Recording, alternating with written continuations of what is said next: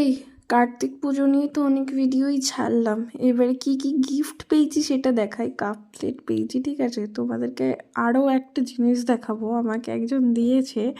কার্তিক পূজায় এসেছে, ঠিক আছে, বাড়ির পুরনো গামলাটা কেন দিয়েছে? না দিতে পারতো তাও ঠিক আছে, পুরনো গামলাটা কেন দিয়েছে? আমার এটাই কথা।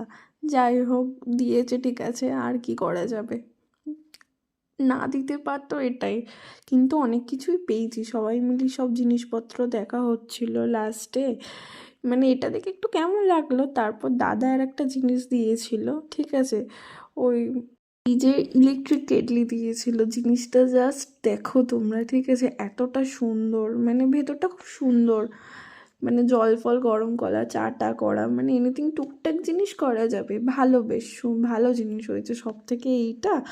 আর একটা আমার শাড়ি হয়েছে, ওটাও সুন্দর। তারপর তো ঘরে মানে চারদিকটা নয় ছয় হয়েছিল, সেগুলো গোছাতেই আমার কতক্ষণ টাইম লেগে গেছিলো। দেন এন্ড এটা দেখিয়ে